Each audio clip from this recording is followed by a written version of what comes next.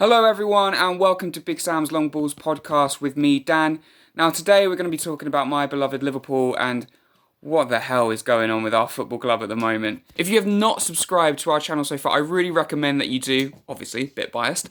But it's a brand new footballing show podcast with me, Dan, a Liverpool fan, and Chris, the Arsenal fan. Now Chris isn't here at the moment just because I thought I'm so miserable as a Liverpool fan, I'd make this video without him, without his smiling, irritating face mocking me. But where do Liverpool go from here?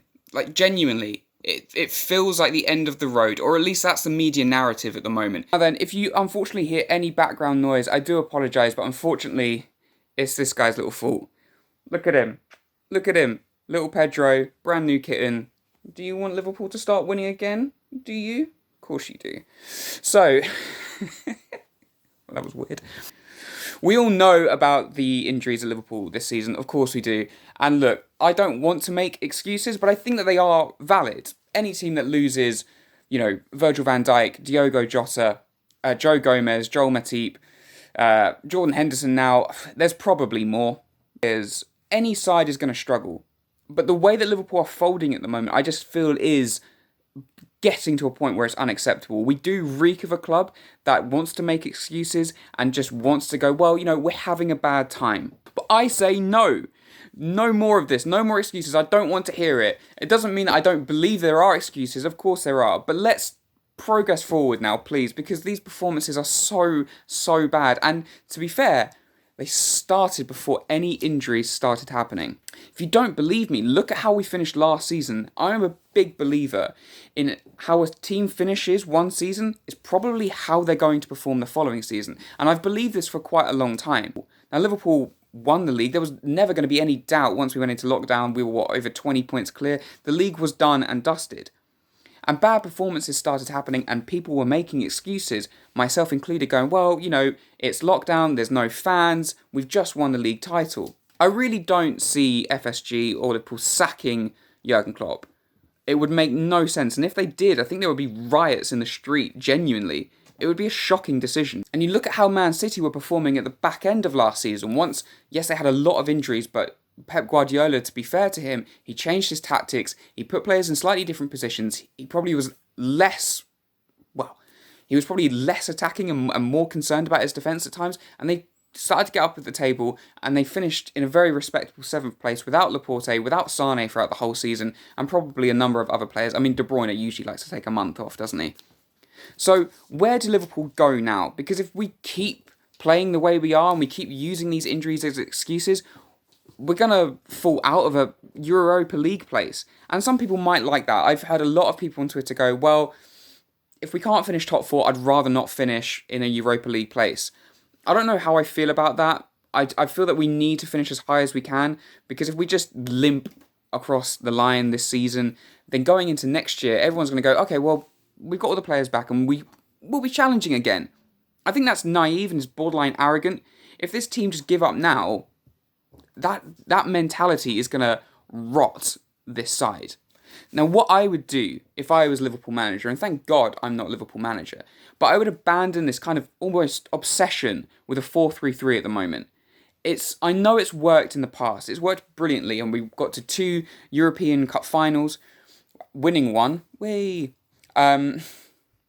believe I did that. And we beat Tottenham as well, so it made it all that much better. And then we finished 1 point behind Manchester City, and then we came again and we won the league by, well, it should have been about 20 points. I think it was less points than that because, again, we limped over the line. But this team have been playing 4-3-3 for about 4, going on 5 seasons now. And one of the things that I love about football, and I'm sure that you guys do as well, is that it evolves. It changes season in, season out. So no one team usually stays on top. And if we look at Manchester United, about 15, 16 years ago, they're winning everything. They're playing how they always played, 4-4-2, overlapping fullbacks. Then came the Portuguese master, Jose Mourinho, and he changed the game in the Premier League. No longer could Sir Alex Ferguson just play casually 4-4-2 and win everything. Jose Mourinho came in and won back-to-back Premier League titles. So I want Manchester United fans to let me know in the comments how they feel about this. Did they prefer it when they were winning before Jose Mourinho turned up? Or was it actually that much better seeing their side being knocked off top place? But instead of dying and laying on the floor and saying, okay, we'll just accept Chelsea as a new best thing, they took their time, they changed things. Sir Alex Ferguson was ruthless. He changed his coaching staff. He would bring new people in regularly. He got new players in and he changed his tactics and his approach. And what did that achieve? Well, it achieved more glory for Manchester United. They won more Premier League titles. They won Champions Leagues. And I feel that this is something that Liverpool and Jurgen Klopp need to do. I get that you don't want to abandon the 4-3-3. I get, and it's a horrible thing to say, that you don't want to get rid of staff. But we are stale. That's probably the key word at the moment. Stale. Every game is the same. It's the same players, it's the same formation, it's the same tactics, and it's the same voices. Now, I don't want to lose Jurgen Klopp. I don't want to see him sacked. And I don't want to see any of the coaching staff sacked either, but can we not bring in 1 or 2 more coaches? Maybe? Just a fresh voice, someone to freshen things up and change things. Maybe someone from the outside can come in and just go, well, actually, if we just did this or move this player here, we might start winning league titles again and we're all happy days and we'll forget this season ever happened. But for me, the 4-3-3 needs to go. Maybe not forever, but in the short term, we could try 1 or 2 other formations, maybe 1 or 2 other players. Now then, this whole video was not going to be about making excuses, and it was not going to be about, well, we've had injuries, we've had VAR decisions against that. Look, we've had all of that. We've had everything against us this season, whether it's luck or a conspiracy theory, I don't know anymore. Liverpool have driven me that mad, I'm starting to believe that the FA hate us and want us to lose. It's now time to change things. It's time to set up a different formation. It's time to set up a different style. And we don't have to go mental. We don't have to suddenly go 5 at the back or play 4 strikers up top, although that would be quite interesting. I think let's kind of go back to how Jurgen Klopp used to play at Borussia Dortmund and when he first came in. A solid basis of a 4-2-3-1. This is something that Bayern Munich were playing last season and they won the league title. Of course they did because they're Bayern Munich and they're always going to win the league title. But they also won the Champions League and let's be honest, they won it with ease. Now, if Liverpool go to a 4-2-3-1, it doesn't suddenly mean that Liverpool will get top 4 or even win the Champions League. It doesn't mean that. But a new formation might just bring something different to the side. It might just bring more energy, more space.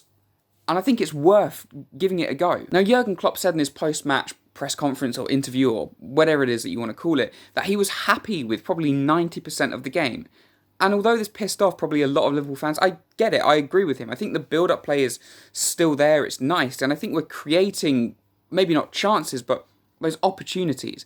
There were times yesterday where our right-hand side was causing so many problems for Everton. Salah and Trent Alexander-Arnold in particular, their link-up play, and Lucas Digne looked at times lost. But it was the final ball or the final decision-making or whatever it is, it's just not clicking. Players are getting into the box and someone's peeling off a defender and they're open, but their teammate isn't finding them, or it's that frustration of instead of shooting, we're passing, and when we should be passing, we're shooting, and it's just, you could see Klopp, he wants to pull his hair out, and so do I. But I think with a couple of players coming back, I think a change in formation could do wonders. Now, I've already mentioned going to a 4-2-3-1, and one of the main reasons why I would like to see this is because Jurgen Klopp is very familiar with this formation. He used to do it all the time at Borussia Dortmund. One player in particular I think will thrive in a 4-2-3-1, in a double pivot, and that is our number 6, Thiago. Now, he did this at Bayern Munich for a number of different seasons. Last season in particular, winning the Champions League. Now, we've tried Thiago solely in a number 6 because we play a 4-3-3. It didn't quite work. It probably would work in Germany, but I don't know whether it's the speed or the intensity or whatever it is, but in the number 6, he didn't look comfortable. Some of his tackling is not great, and you don't want it on the edge of your own penalty area. And he's looked better further up the pitch as a number 8, but because of the way that we're playing, because players aren't quite confident, or we're playing midfielders in defence or young defenders like Kabak, who quite honestly looks quite bad at the moment, I think Thiago's game is just having to drop deeper and deeper just to help out the side. And if he's going to be a little bit deeper, then why not put him in a 4-2-3-1 in a double pivot? We can talk about the defence and we can talk about the attack not scoring goals. And I think it's valid. Look, the defence is a mess and the attack looks like they couldn't score anywhere. But for me, the biggest problem is in midfield. Look at our 3-man midfield from yesterday and over the past couple of games. Wijnaldum, Thiago and Curtis Jones. Now, I don't think that's a bad midfield. I think they're all very, very talented players. I still believe that Thiago is world class. I still believe that Wijnaldum is vital to Liverpool and has been for a number of years and is incredibly underrated, and that Curtis Jones, although he might not get the hype of a Phil Foden or a Saka or a Mason Greenwood, looks like he could be the complete midfielder. He's so comfortable with the ball at his feet. He doesn't give the ball away. He's a top player. However, despite how good all three of these players are individually, they don't work together. And in my opinion, the reason why these three midfield players work together is they're almost all identical. When you play a three-man midfield, you can't have three midfielders who all have the same strengths and all have the same weaknesses. It becomes far too easy for the opposition to break through. All of our three midfielders at the moment are very good with the ball. There's no doubting that.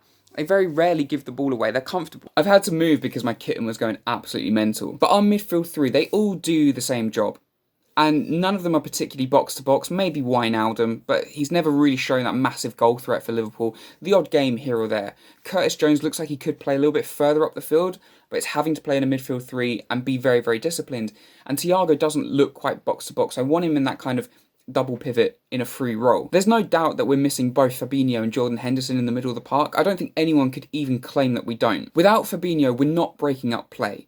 Nowhere near what we were. And without Jordan Henderson, we haven't kind of got that combination of a Fabinho who can break up play and slot in at fullback to cover both Andy Robertson and Trent Alexander-Arnold, but we also lack that box-to-box real drive. Let's see if we can change things up. Now, if I was in charge, I would go 4-2-3-1.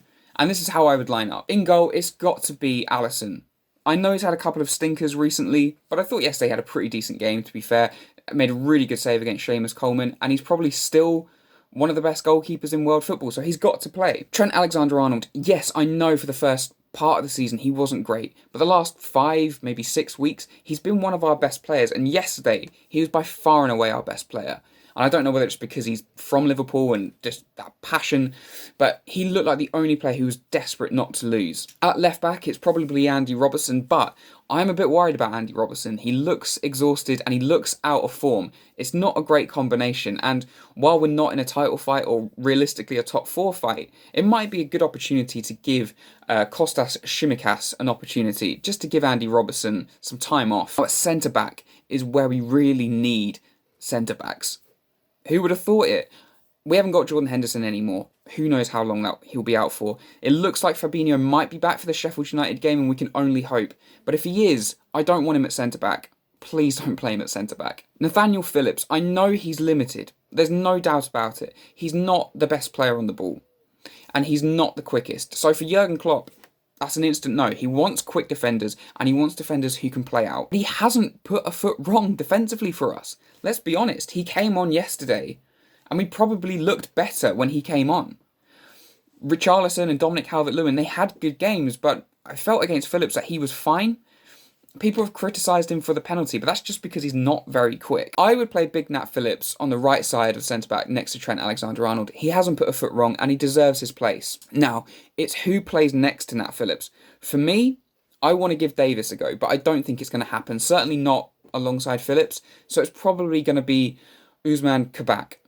Now, Kabak is probably going to sign for Liverpool in the summer after this loan deal expires, and it's clear that Klopp and the players around, or maybe not the players, but the coaching staff, hopefully the players like Kabak, but the coaching staff clearly rate him. And he's a young player, and he's only played 3 times for Liverpool. But in those 3 games, he's been booked, and I know he was okay against Leipzig, but the way that Leipzig play, they don't have an out-and-out striker, not since Timo Werner's left. So Leipzig are great going forward, but they don't have an out-and-out man up top. Leicester do, and Everton do.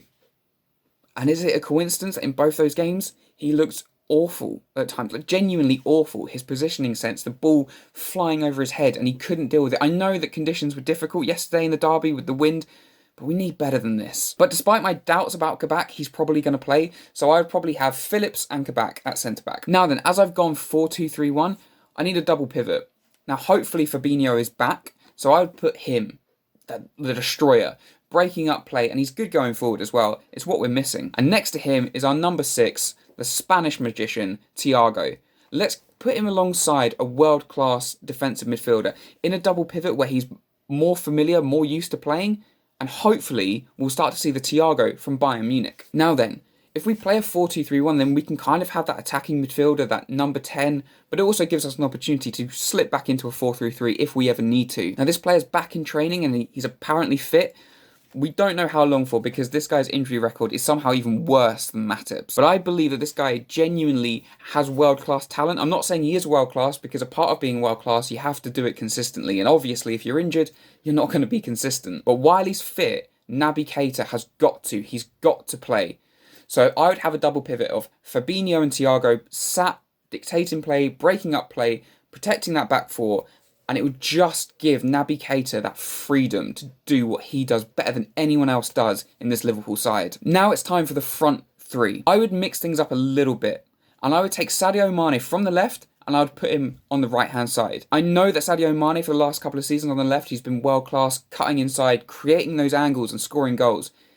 But is anyone else getting frustrated of how much he's man-marked out of games at the moment? He's a bit too obvious. He constantly cuts inside and he goes nowhere with it. The start of the second half, Sadio Mane moved more centrally and more to the right-hand side, and for the first 10 minutes of that second half, I thought we were going to break Everton down, and purely because of Trent and Mane, that relationship there. So I would put Sadio Mane on the right-hand side, mix it up, make defenders think a little bit more. Also, it would provide Trent with a little bit more protection defensively, because Sadio Mane will track back, whereas, as good as Salah is, he doesn't do that. Now, up front, I love Bobby Firmino. I really do. I know in a couple of other videos I've criticised him, but his stats are appalling for a striker. I think it's something like 3 goals in 18 games or 3 goals in 30 games. Maybe it's something like that. Either way, it's terrible. And we all love Bobby for what he does, his pressing, his work rate, his build-up play. But none of that seems to be happening at the moment. So when he offers no goals, but also the pressing isn't there, the build-up play isn't there, the link-up play, holding the ball up, he doesn't take it round people. He's not offering anything. So he's got to go. And I don't mean go as in sell Roberto Firmino, but I think it's time to put him on the bench for a little while and maybe move Mohamed Salah up top. Mohamed Salah is by far and away Liverpool's best striker, best finisher. So let's put him centrally. I think if you've got Mane on the right with overlapping fullbacks and Salah through the middle, it's going to be more of a threat than Bobby, where he's going to be lurking on the edge, or more often than not in the centre circle. And then that means on the left-hand side, I would put Diogo Jota and have a front three of Jota on the left, Sadio Mane on the right, Mohamed Salah up top, put Mane back on the right where he used to be, Salah up top as a striker, he's our biggest goal threat, and Diogo Jota, who probably would have been signing of the season if it wasn't for such a crucial injury. I think that's a better, more creative front three. I think a double pivot of Fabinho and Thiago is a lot more solid, and then allows Thiago to kind of roam a little bit more whilst he knows that he's guaranteed to have that protection. And then that sort of number 10 role, Naby Keita, who I think is unfortunately, he's probably our most creative midfielder, if not our most creative player in the whole squad. He's never fit. So I think as he's fit now, let's get him in and let's use him. Hopefully then this will create more of a balance and we can use Andy Robertson and Trent to get forward a little bit more and create more space for them, because we always rely on those two to go forward. Robertson in particular isn't doing it at the moment, whether, lack of form or he's just too tired or whatever it is. But having someone like Naby Keita in, bit more creativity, he will provide, hopefully, extra balance and extra room for our fullbacks. Comment down below on where you think Liverpool have gone wrong this season. Give me your team of what you would like to see between now and the end of the season, what players you think we should bring in maybe in the summer transfer window. Things have to change. Personally, as disappointing as the game was yesterday and as frustrated as it is watching it, taking some time after the game, I don't think things are as bad as what they seem. I mean, they seem pretty bleak at the moment, but when you look at all the players that we've got injured, I genuinely believe that next season we will be back. Maybe not at the level that we were a couple of seasons ago, but certainly a lot better than what we are now. Let me know in the comments down below what you would like to see between now and the end of the season. Hopefully we can just win a game of footy. Thanks a lot for watching. Comment down below, subscribe, and I'll see you soon.